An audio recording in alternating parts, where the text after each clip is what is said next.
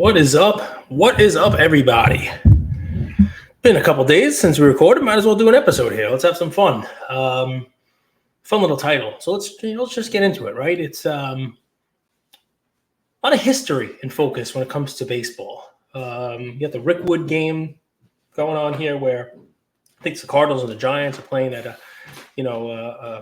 revamped stadium. A focus on the Negro Leagues and the contributions of those athletes, and recently the Major League Baseball changed their statistical database. They integrated records from the Negro Leagues that operated from 1920 to 1948. I think it was 3.5, maybe 4 years ago that MLB recognized the Negro Leagues as major leagues. And now they've integrated the records. And, I think it's a great move. People have messaged me on kind of a bunch of different sides of this. Like, hey, how can you change the records now? How can you retroactively do this, later on, so many years later? I think part of it is, there's no reason not to do this. Honestly, no reason not to do this. I love what they're doing. Rick Wood Field is in Birmingham, Alabama. They're playing that game this week, and they went through and took pains to come up with the stats, and even I think Willie Mays even got some additional hits from his time in the Negro Leagues before he came up into the majors. Interesting thing, and there's a lot of math that went into it and the whole deal. But basically, the biggest change was, Josh Gibson became sort of like, the leader in almost everything, right? Gibson had a career batting average of 372, knocking Ty Cobb out of the top spot. Ty Cobb had always been there, 367. And then Oscar Charlton, also Negro League player, moves into number 3 ahead of Roger Hornsby. And, same thing for single season. Josh Gibson batted 466 in a single season. Charlton, Oscar Charlton also had a high batting average for a season a couple times, and it's all factored in. It's all there, and I think it's great. I think it's the right thing to do. One of the things that paved the way for this was you didn't know really how many games that they played in a season. A lot of it was barnstorming. A lot of it was, they were traveling and picking up games along the way, and you name it. There were some stats out there that said that they were playing 150 to 175 games a year, but only 60 to 80 games counted.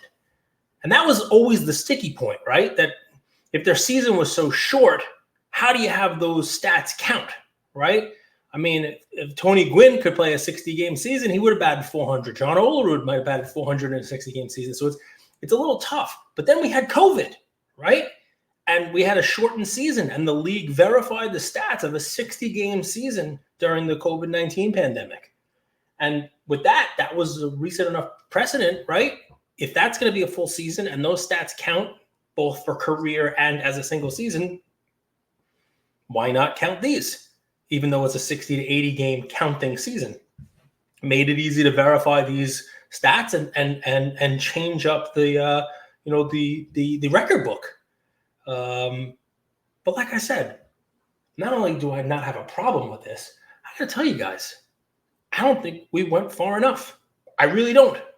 And I don't know why I'm the one saying this, but I guess no one else is. But you guys remember the League of Their Own movies? I've talked about this a bunch of times. Hell, when Andrew and I were giving plays, I gave a Dottie Kamenshek play, a card of Dottie. It was not Dottie Henson of the Rockford Peaches. That was a character, I believe, based on Dottie Kamenshek. You'll remember the Gina Davis character, managed by Tom Hanks, and some Madonna was in the movie, all kinds of craziness. It got its due. Why aren't the players? They played 12 seasons. All-American League. 12 seasons. During World War II and beyond. when the league was not playing, because Ted Williams was in the Navy, flying planes. The league played for 12 seasons. More than 600 women played for the league. Here's what's fun. The season was a 108-game season. 108 games. It ran from May to September. Same as what we have. May to September, 108-game season, significantly longer than a COVID season, and significantly longer than the games that counted in the Negro League seasons. Team to win the most games in each league won the pennant. Then there were playoff games to determine a league champion. And you guys have seen it. Rockford Peaches, right? Rockford. Were they a real team? Yeah, real team. There were a bunch of other teams. And a little bit of research goes a long way here. It just does. And I will tell you that there are some women who had some great statistical seasons and great statistical careers. I'm going to point to in the batting a woman by the name of Joanne Weaver, who, if you wanted to go on eBay right now, you can see a 1951 Joanne Weaver old photo with two other members of her team. If you wanted to, you could see. Played for the Fort Wayne Daisies. Pretty cool. There's a bobblehead. They've made little bobbleheads. Both of her sisters were on the team as well. But in 1954, which I believe was the last year of the league, but in 1954, a full season. You want to take a guess at what Joanne Weaver batted? 429. She batted 429 for the season. Josh Gibson, 466. But if you look at the list, even with the recent additions of the Negro League players, Joanne Weaver would be tied for 6th all time with her 429 season. But that's not all. She had a multi-year career with 108 games, batting, you name it, for the Fort Wayne Daisies. A team that's probably not getting the credit that it should have gotten. I mean, she batted 346 in 1953. Her career batting average, you ask. Now, Gibson had a career batting average of over 370, as we talked about earlier. And Ty Cobb, 367. Oscar Charlton at 363 was just added in with the Negro League stats. That's the top three. Rogers Hornsby at 358 is number 4, but I submit to you that the career batting average of 359 of Joanne Weaver, one of the greatest hitters in the All-American Girls Professional Baseball League, would move into 4th place behind Gibson, Cobb, and Oscar Charlton, and ahead of Rogers Hornsby. She played for many years. The league was around for many years and played at a time when baseball was not there because of the war. 108-game season, full seasons. How come no one has mentioned this? I love what the league did to be inclusive. I love that they've included the Negro League stats. I love that they have set up the Rickwood Field games so that they could recognize the contributions, recognize the players that played, recognize the history. Why not be fully inclusive? Why do we always leave out the women? 108-game season, 12 seasons. There are some statistical performances in those seasons and over careers that should be included in the top 10 list. And if you look at pitching, it gets even crazier. It really does. If you look at pitching, it gets even more fun. Because right now, for the season, the ERA leader is Tim Keefe with a .86 ERA. You got a couple of other people, you talk about the 1800s, dead ball era, who for a season were close to a 1 ERA. I bring you Lois Florich, who in 1949, for the aforementioned Rockford Peaches, Lois Flourish, nicknamed Flash, was the ace of the Peaches. 22-7. That's a full season. 22 wins and 7 losses with a season .67 ERA. 0.67.